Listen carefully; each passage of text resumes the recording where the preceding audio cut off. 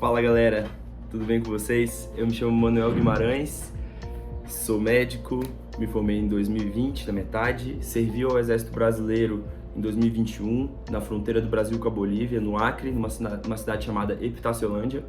Hoje eu faço residência de Radiologia e Diagnóstico por Imagem no Hospital de Base na FAMERP, sou monitor da mentoria de residência médica e sou coordenador da prova de multimídia do PNP, do Prova na Prática, né? Para quem vai fazer a segunda fase de prova de residência, tem algumas instituições que tem isso. Mas vamos lá, eu quero trazer alguns tópicos, alguns hot topics para vocês sobre a experiência do Exército. Eu vou falar um pouco sobre cada coisa que a gente tem que saber e um pouco da minha experiência, assim, que eu acho que são interessantes, coisas que todo mundo precisa saber. Tem muita pergunta aqui que eu tirei de caixinha de Instagram, que eu tirei de mensagem no WhatsApp, de vídeos que eu vi por aí. Então, espero poder agregar bastante para vocês. Então, anotei aqui no notebook do meu lado e eu vou lendo cada tópico e falo com vocês, tá bom? Beleza? Então, taca o pau aí, meu filho. Vamos dar ali. Então, qual é a primeira coisa que eu quero falar? Sobre se apresentar, né? Quando a gente se apresenta, o homem, ele é obrigado a se apresentar, né? A mulher não é obrigada a se apresentar, mas o homem, sim, é obrigado a se apresentar. E aí, a gente leva um papelzinho lá para a OM, que é a Organização Militar da região que você tá. E aí você leva falando, quero servir, quero ir para a Marinha, para a Aeronáutica, para o Exército, ou não quero servir, quero ir para o Rio de Janeiro, quero ir para São Paulo. Você pode colocar essas opções. Além disso, você coloca, tipo, tenho problema psiquiátrico, tenho problema oftalmológico, tenho problema osteomuscular. Você tem que colocar essas coisas, você não pode esconder. Porque eles não vão querer um cara com problema lá dentro, porque às vezes tem um pouco mais de pressão, o cara não aguenta psicologicamente, ou senão, pô, tem muita atividade física pra fazer, muita coisa assim, que você tem que andar, fazer marcha. Se você tem o joelho zoado, não vale a pena, entendeu? Eles vão querer te aceitar. Então, eles fazem todos esses questionamentos aí pra você e você entrega esse questionário pra eles. Ah, Manuel, eu sou mulher e eu quero servir. Beleza, você não é obrigada a se apresentar, mas se você coloca lá, quero me apresentar, quero servir, quero ir pro exército, blá blá blá, você até consegue servir, mas é serviço obrigatório. Depois que você entra, você tem que terminar o primeiro ano. Você não é obrigado a se apresentar, mas se você se apresenta, você é obrigado a servir. Então, é uma coisa interessante para você saber. Vamos para outra coisa, processo seletivo. Então, o que eles fazem no processo seletivo? Vai variar da organização militar que está te avaliando, mas eles vão fazer análise do seu currículo, eles vão ver se você tem algum problema psiquiátrico, vão fazer inspeção de saúde em você, ver se você tem alguma hérnia, se você tem alguma deficiência, para saber se realmente vale a pena você estar ali ou não. Porque senão não vale a pena, né? Vai ser mais um problema para eles, só mais um fardo, e eles não estão afim disso, claro, porque é muita coisa para fazer e não dá para ficar preocupado com um problema seu, né? É complicado isso, então tem que estar atento, mas isso vai variar de local para local, tá? Uma coisa que é interessante falar é que a altura mínima, existe isso, tá, gente? Para homem, 1,60 m, para mulher, 1,55 m. Então é importante, se você for homem e você for menor do que 1,60 m, talvez seja uma limitação para você entrar. Assim como para mulher, se ela tiver menos que 1,55 m, é uma limitação. Então, já fique sabendo disso. Assim como idade, tem muita gente que me pergunta, Manuel, eu tenho 29 anos, eu consigo entrar? Consegue. Eles aceitam até 37 anos. Tá, de idade. Então, se você tiver menos que isso, você vai entrar e fica tranquilo, não fique preocupado com isso. E isso é uma informação fácil, você coloca no site lá que você acha e nada de muito complexo. Eu quero trazer algo para vocês que não tem, entendeu? Eu quero trazer algo que não é fácil de achar. Coisas que me perguntam muito no Instagram, que são dúvidas recorrentes, que deve ser a sua dúvida. EAS, o que é o EAS? É o Estágio de Adaptação ao Serviço. Como é que funciona o Estágio de Adaptação ao Serviço? Depende, tá? Quando eu fui na pandemia foram umas 3, 4 semanas, foi tipo um mês, mas geralmente são 2 meses de adaptação ao serviço. O que é isso? O exército ele é uma bolha, assim como a medicina, assim como qualquer outra área da vida. E lá tem suas regras, é o mundo que tem suas leis. E a gente que é civil, a gente precisa aprender a lidar com eles. Então, porque tem muita gente que segue carreira no exército, tem gente que vai se aposentar, quer se aposentar como general, ou sargento, ou cabo, independente. Mas as pessoas têm que entender como é que funciona a sistemática lá dentro. Então, por exemplo, quando a gente vai passar por uma pessoa que é superior a gente entra como aspirante oficial, né? E aí a gente vira tenente depois de uns 6 meses. Se a gente vai passar por um general, a gente tem que prestar continência pro cara imediatamente. Se a gente vai passar por um major, por um capitão, a gente tem que prestar continência pro cara. Não tem como a gente simplesmente cagar. Não existe isso. Então, prestar continência. Agora, se um soldado, ou um cabo, ou um sargento for passar pela gente, eles têm que prestar continência pra gente. Então a gente vai começando a aprender essas coisas. Tipo, tem um general na sala, não é simplesmente abrir a porta e entrar na sala. Você tem que pedir autorização, permissão, general, pra entrar na sala, ou pra entrar no recinto. E aí, pronto. Tem que pedir a permissão. Então a gente vai aprendendo essas coisas, vai entendendo a história do exército, o que aconteceu, o que tá acontecendo, como é que funcionam os princípios dos caras, quais são os valores deles. E isso é importantíssimo, tem muita coisa que você pode tirar dali e levar pro resto da sua vida. Então é muito importante que você aprenda isso. Então é legal. A gente passa um tempo no mato, tem gente que fica uma semana, tem gente que fica 3 ou 4 dias, a gente fica com mochila, com fuzil, e a gente faz várias coisas. A gente faz provas, a gente dorme no mato, a gente faz coisas de sobrevivência, trabalha em equipe. Então, além de tudo isso, você vai aprendendo ali as coisas do exército, você aprende uma série de soft skills, comunicação, liderança, gestão de pessoas, você aprende a improvisar. Então é muito interessante tudo isso, você aprende bastante coisa, eu acho que é uma experiência muito massa, eu indico muito, né, mas eu sou muito enviesado para isso. E aí, a pergunta que o pessoal faz, você escolhe para onde você vai? Cara, é um pouco difícil isso, por quê? Vou dar o meu exemplo. Quando eu entreguei lá minhas folhas, eu coloquei que eu queria servir aeronáutica em Porto Velho, Rondônia. Só que eu fui chamado pro exército no Acre, fui parar lá na Epitaciolândia, que era na fronteira com a Bolívia. Então, assim, às vezes você consegue, às vezes onde você coloca dá certo, às vezes onde você coloca não dá certo. E tudo bem, beleza, é o que é, não tem o que fazer. Então, saiba já que há essa possibilidade, beleza? E o que a gente faz lá dentro e quais são nossas atribuições? Então, uma série de coisas, né? Depende muito de onde você vai servir. Mais uma vez eu volto a dizer, rapaziada, vai depender de onde você vai servir, tá? Não tem, tipo, uma verdade absoluta, você vai fazer plantão. Não é assim que funciona. Vou dar só o exemplo do Acre ali, do meu meio que eu fui. Teve gente que ficou em Rio Branco. Um ficou no hospital de guarnição, ele virou auditor. Teve outro que ficou na parte de plantões do hospital. Teve um que ficou na parte dentro do quartel, então ele era muito mais assim, milico mesmo, ele tava com a tropa, ele ia pra estande de tiro com a galera, ele ia pra marcha, etc. Então ele viveu muito mais no exército do que os que estavam no posto de guarnição. Eu fui pra um PEF, que é fui pra uma CEF, né, pra uma Companhia Especial de Fronteira, e tinha um PEF associado, que é um Pelotão Especial de Fronteira. E aí, eu também tava muito mais com a tropa ali, então fui muito mais tenente do que médico. Eu era médico e tal, assim, resolvi o problema do cara, mas era muito mais tenente. Tinha que fechar, às vezes, reserva de armamento, tinha que conversar com a guarda do quartel, aí fui pra estande de tiro, dormi com a galera ia pra missão, eu ia junto. Então fiz uma série de coisas, mas eu também fazia atendimento como se fosse de postinho. Então eu ficava lá na seção de saúde, chegava o pessoal, eu atendia os 120 de efetivos que tinham ali, os familiares deles e os caras que já tinham ido na rota, né? Tipo assim, na baixa, um sargento que aposentou, tal, as coisas assim, a família deles. Então eu atendia todo esse pessoal. E aí eu ia atendendo, lá tinha vários medicamentos, a gente solicitava medicamento do quartel e o quartel mandava pra lá e a gente tinha o medicamento, então a gente dava alguns medicamentos pros militares. Quando não tinha, eles tinham que comprar por fora. E atendimento, a gente atendia o que dava pra atender lá, dava pra internar também, fazer soro e tal. Só que tinha coisa que, por exemplo, teve um guerreiro lá que ele cortou o tendão, né? Ele chegou lá com um corte aqui no punho, e aí na região anterior do antebraço, aqui na região distal, e aí ele pediu pra ele mexer a mão, ele não conseguia mexer. E aí tive que levar para um hospital de referência no local, tinha um ortopedista, ele fez a tendonografia, né? Suturou o tendão e tal, e aí resolveu o problema. A gente também tem o FUSEX, cartão de saúde, né? O plano de saúde do Exército, que ele também ajuda bastante. Ele paga, se eu não me engano, 80% e você tem que pagar 20%. Então ele cobre uma boa parte dos exames. Você quer fazer uma tomografia, uma ressonância.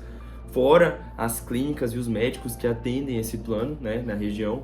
Então lá já tinham contato de todos os médicos que atendiam. Então a gente já ligava direto para eles ou para a clínica deles e já marcava o atendimento. E aí depois eles retornavam com a gente com uma tomografia ou com a ressonância pra gente poder prosseguir o atendimento. Então era bem legal isso daí, e é bem legal que a pessoa fica amparada.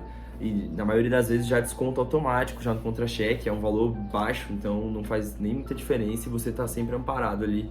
Então é uma coisa bem legal. vamos pro próximo tópico, carga horária. Sobre carga horária, depende, vai variar, mais uma vez eu repito, varia, vai variar muito. Como diz o Matuto, varia. Por quê? Porque tem local que você vai trabalhar só de manhã, tem local que você vai trabalhar só à tarde, eu trabalhava de manhã e de tarde, então vai variar muito do local que você tá, em qual parte você tá trabalhando, se você tá como auditor, se você tá mais como tenente, mais como médico, o que você tá fazendo, entendeu? Então, no meu caso, eu trabalhava de manhã, era de 7h30 até 11h30 e de 1h30 da tarde até 4h30, era 5h30. Mas de 7h30 às 9h era TFM, treino físico militar. Então, realmente, eu tinha que estar fardado lá atendendo a partir das 9h. A não ser que acontecesse alguma eventualidade, alguma coisa assim, eu tava antes atendendo o pessoal, né? Como eu atendi, tipo, eu fiz em época de Covid, então tudo foi meio diferente, assim, né? Por causa do Covid na época. Foi bem complicado, eu tive que conseguir vacina pro quartel, pra todo mundo e tal, conversar com o pessoal da saúde, com o Ministério da Saúde e tal, essa Secretaria de Saúde, mas foi bem legal, são coisas que você vai aprendendo ali no meio do caminho que são bem legais mesmo, de verdade. A gente se diverte com isso, a gente aprende muito, a gente cria mais responsabilidade e a gente é mais bem visto em qualquer lugar que a gente tá quando a gente fala que a gente serviu, porque as pessoas esperam, opa, esse cara serviu, então é diferente o tratamento. Sobre o salário. O salário, né, a gente começa como aspirante, a gente recebe 7.300 e pouquinho, e quando a gente vira tenente, segundo tenente, a gente vai para 7.490. Dá essa alteraçãozinha. Mas vai variar de muita coisa, tá, galera? Porque, tipo assim, como eu tava no ambiente de selva, eu já recebi um percentual a mais, por causa do local.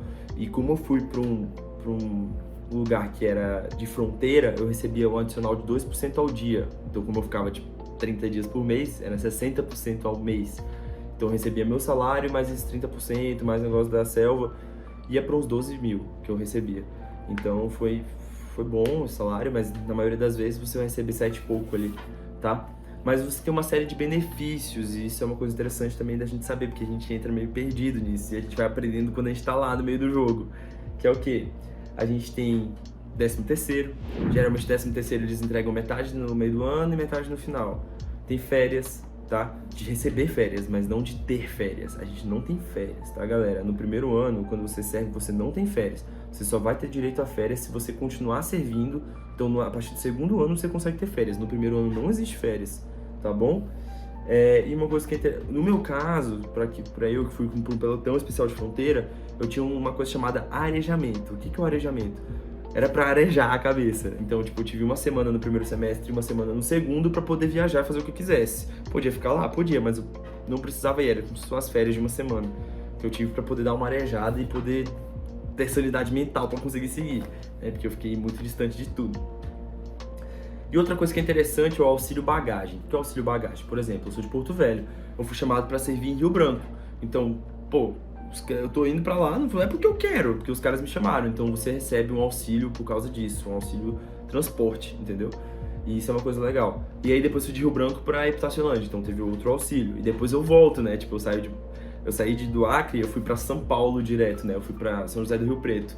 Então eu coloquei lá e tal, que eu tinha esse era meu auxílio bagagem, eu precisava disso pra poder seguir minha vida. E a gente recebe uma quantia bem interessante, bem legal, então isso é uma coisa legal de vocês saberem que a gente recebe esse auxílio. Quanto mais distante você tiver, mais você recebe. Se você estiver próximo, é porque eles contam por quilômetro, né? Por quilometragem. Então depende de onde você tá e para onde você vai. E aí, quais são os pontos positivos? Estabilidade, né? Estabilidade e segurança. Você tá ali, você sabe que você vai receber. Rapaziada, eles pagam muito certo. Eles pagam no primeiro dia. No primeiro dia do mês que dá para eles pagarem, eles pagam. É bizarro. É tipo assim, primeiro dia útil, lembrei a palavra agora, no primeiro dia útil do mês, eles pagam. E tá lá na sua conta, pode ter certeza que vai estar lá. Então isso é uma coisa muito legal.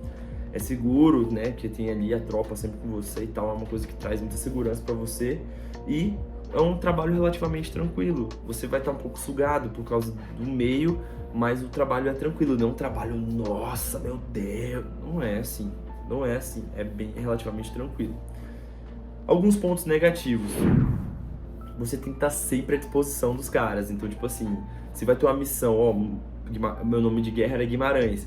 Hoje é dia 21, hoje é quarta-feira. Manuel, Ô Guimarães, quinta-feira vai ter uma missão, você vai ter que estar aqui, 4 da manhã. Ponto, acabou. Ah, mas tem o plantão amanhã. Paciência, cancela, manda outra pessoa no seu lugar, porque não vai rolar.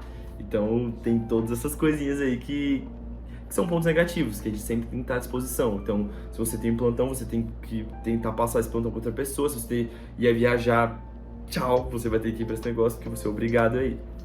Esse é um ponto negativo. Você perde a liberdade total. Então, tipo assim, por exemplo, quero viajar. Aí eu vou falar com o comandante do hospital. Ah, o general, sei lá, eu vou viajar e tal, posso viajar. Aí você tem que pedir permissão, aí tem que fazer todo um trâmite e tal. Não é só tipo assim, beleza, vou viajar esse final de semana, partiu ninguém viu. Não, não é assim.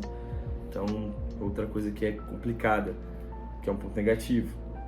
E o salário, que ele é abaixo do mercado. Se você for parar para analisar, a gente tem possibilidade de receber muito mais aí trabalhando em postinhos, né? Em postinhos em UBS, em UPA, fazendo plantões ou em clínicas, etc. Diversas formas a gente pode receber mais, né? Fazendo uma especialização, recebendo muito mais. Então, a gente recebe menos ali durante aquele tempo, menos do que a gente pode receber, né? Então, esse é um ponto negativo, digamos assim. Mas é negativo, mas tem um ponto positivo que você ganha muitas outras coisas, que é uma experiência absurda. Ixi Maria, eu chutei aqui a câmera, certo?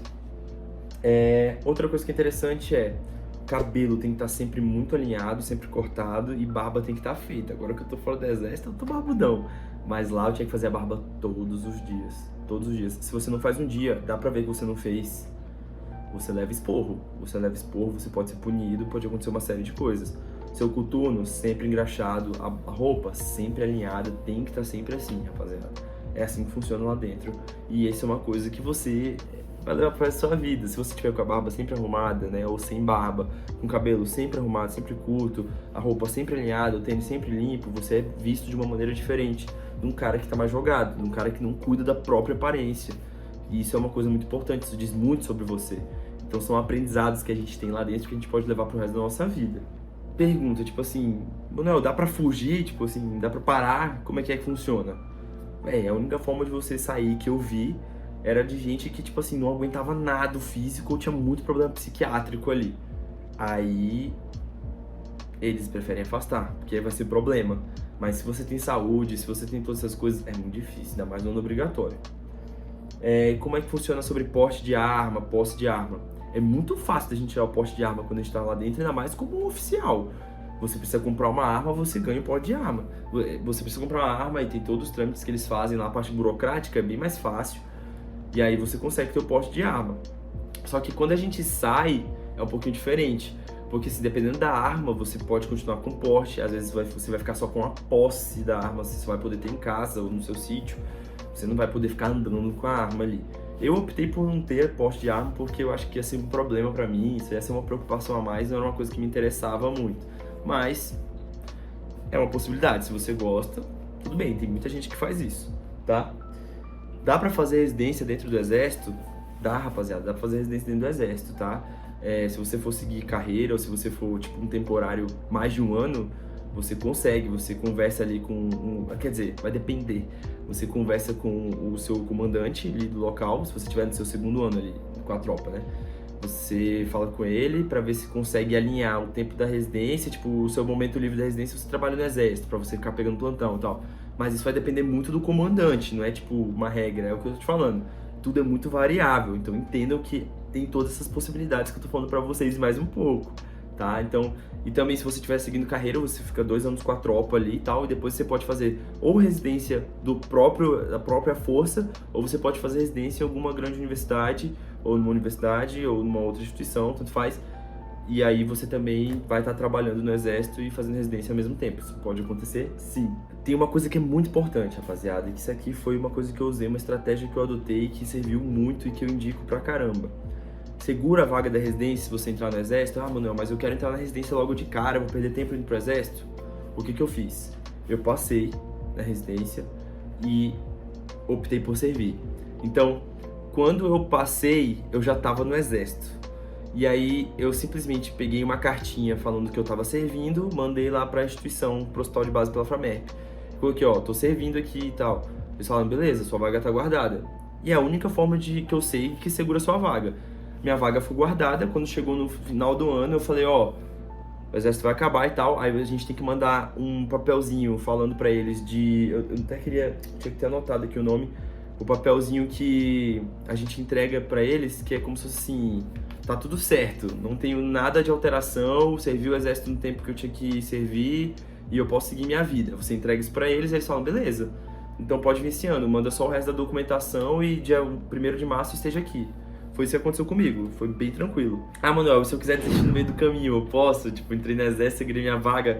Não dá, rapaziada, porque aquele negócio que eu falei pra vocês têm que entregar aquele papelzinho no meio, no final do ano, serviu o exército tudo certinho, que não teve nenhuma alteração, que tá tudo certo e que você pode seguir sua vida. Agora, se você sai do meio do caminho, eles vão falar que você não terminou de servir, você não vai ter esse papel, e aí pode ser que você perca a sua vaga. Então não é uma coisa interessante, não venha querer pagar de espertalhão pra esse lado, viu? Aí teve uma pessoa que me perguntou assim, eu já servi 4 anos como soldado, então se eu entrar como médico eu só posso ficar mais 4 anos? É exatamente isso, são 8 anos que a gente serve como temporário, então sei lá, vamos supor que com 18 anos você serviu, entrou lá como recruta, serviu 2 anos como soldado, e aí agora você quer entrar como médico. E aí depois que você se forma na medicina e tal, você coloca lá que você vai servir, você pode servir mais 6 anos, até completar 8. A não ser que você faça a prova da ESSEX, que é a prova de saúde do exército, e aí você siga a carreira. Aí você vai pro resto da sua vida, você se aposenta lá dentro. É diferente. Dá pra trabalhar em outros lugares? É aquilo que eu já falei. A gente... dá pra trabalhar, dependendo do local, dá pra trabalhar, só que aqui negócio, se tiver alguma urgência pra você ir lá pro exército, você vai ter que largar a mão do que você tá fazendo e ir imediatamente pro exército. Então, assim, é um risco que você corre. Ah, vou pegar um plantão, mas aí vai ter uma missão. Você vai ter que ir pra missão, eles não querem saber se você tá de plantão. Então, dá pra trabalhar, mas tem alguns riscos e que você tem que ver ali, risco-benefício, se vale a pena pra você. Eu, por exemplo, eu só trabalhei online durante o exército, foi com a Além da Medicina. Não fiz plantão nenhum, justamente porque só tinha eu como médico, se acontecesse qualquer coisa, era eu e pronto, não tinha algum médico pra poder me substituir. E aí, a pergunta é melhor fazer... Essa pergunta é muito interessante, muita gente me faz. É melhor fazer plantão depois de formado ou eu servir? Não tem uma resposta certa pra isso, tá? Vai depender muito. Porque, vamos supor, se você passa na residência, é muito legal que você entre no exército, porque você vai ter 1 ano pra poder juntar dinheiro, pra ter uma experiência legal, e aí você também vai ter uma experiência como médico, você não vai entrar tão meninão na residência. Agora, se você não passou na residência, é interessante você estar fazendo plantão, porque você vai seguir, você pega, sei lá, 2, 3 plantões por semana, e o resto do tempo você tem pra estudar. No exército não vai ter esse negócio do tempo pra estudar. Se eles botarem numa missão de 1 mês, por exemplo, eu fui pra uma missão no meio da selva, fiquei 1 mês sem internet. Imagina se eu tivesse que estudar e ficasse 1 mês no meio da selva. Eu ia ficar louco, ia pirar. Então, vai depender muito, tá? Depende de muita coisa. Vale a pena abrir mão de uma residência, pra uma residência em hospital militar? Depende, galera. Depende muito. Porque assim, tem hospital militar que é bom, mas para pensar, tem hospital que é vamos lá, uma USP da vida, uma Unifesp, Unesp, ABC, essas que são grandes, assim, Unicamp. Você vai deixar de fazer num lugar que tem uma história, que sei lá, de sei lá quantos anos para poder fazer um hospital militar que você não sabe muito como é que é a residência? É uma coisa que vai depender de você. Mas eu, por exemplo, eu optei por um hospital do que pro hospital militar. Mas às vezes você pode ir pro hospital militar que vai ser melhor do que um hospital Vai depender de muita coisa. Receio de me voluntariar para servir, mas não dar conta. Alguma dica? Rapaziada, deixa eu falar uma coisa pra vocês. Quando a gente entra como médico, o tratamento é totalmente diferente. Não é da maneira que a gente... você vai ter que limpar o chão, você vai ter que fazer coisa assim bizarra. Você não vai precisar fazer isso como médico, entendeu? Então, até a parte de atividade física, eles não vão ficar te sugando até tu morrer, não vão fazer isso. Não existe mais isso dentro do exército, isso foi proibido lá dentro. Então, não precisa se preocupar com isso. Se acontecer qualquer coisa, você conversa também com o seu superior ali, eles vão entender, eles vão levar isso pra frente e vão andar. Não vou falar, não, se lasca aí. Não é dessa maneira, não é do jeito que a gente pensa. A gente tem uma visão... Todo mundo que entra vê que a gente tem uma visão muito distorcida do exército. Quando a gente entra, a gente fala, mano, caraca, é muito diferente. Todo mundo falava isso, é muito diferente, caraca, eu pensava que era totalmente de outra forma. E é assim, vale a pena servir? Pra mim valeu bastante a pena. Aprendi bastante, aprendi coisas importantíssimas, já sabia, mas pra poder consolidar sobre disciplina, hierarquia, sobre limites, aprendi um tanto com o exército. Então, foi uma experiência massa, acho que vale muito a pena servir, na minha opinião. Fiquei com a minha vaga guardada, paguei tudo de dívida que eu tinha que pagar, juntei o dinheiro para poder ir pra residência tranquilo, não fico pegando plantão desesperado, consegui fazer minha mudança todo sozinho, sem ajuda de ninguém. Então eu acho isso massa, é um caminho para independência que eu acho que vale muito a pena, muito massa. Uma coisa interessante também que me perguntam, Manuel, é um ambiente machista? Veja bem, eu trabalhei, só tinham 3 mulheres onde eu servi. E as 3 trabalhavam na minha seção, que é a seção de saúde.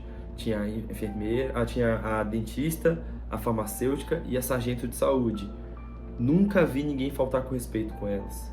Inclusive, beijo pra vocês, Débora, Tamires e a nossa sargento de saúde maravilhosa. Tô com saudade de vocês mesmo. E Maísa, caraca, tinha me dado branco no nome dela, a Maisete. E aí, nunca vi ninguém faltar com respeito, muito pelo contrário, porque a hierarquia grita lá dentro, então elas eram tenentes, então o pessoal respeitava bastante e elas se davam respeito também, então não vi nada de querer mandar pra baixo porque é mulher, nunca vi isso não, tá? Muito pelo contrário, eles davam muita moral até, era bem legal de ver isso, uma coisa que eu aprendi pra minha vida, da gente colocar mulher em posições, assim, boas posições e a gente vê-las liderando é muito legal de ver, eu acho muito bonito. Mas, rapaziada, é basicamente isso que eu tinha pra dizer, quase 30 minutos aí pra você. Eu acho que já dá pra sanar bastante dúvida, eu já falei um pouco da minha experiência. Eu tô à disposição, pode falar comigo, pode mandar mensagem aqui nos comentários, pode falar comigo no meu Instagram, ManuelLGJ, pode tirar dúvida comigo, que a gente tá à disposição. Tem um monte de destaque no meu Instagram que eu posso falar isso com vocês. Qualquer coisa eu mando no meu WhatsApp, a gente conversa, sana as dúvidas e aí a gente te ajuda a poder te direcionar, né? Porque é uma coisa importante, é um ano da sua vida que você vai estar investindo ali. Mas eu acho que vale a pena. Vale a pena entender mais sobre, pelo menos, para você saber se você vai ou não vai, tendo conhecimento para isso, não só pelo achismo, ouvindo alguém que já passou por isso. Espero do fundo do meu coração ter ajudado vocês. E rapaziada, pra cima sempre.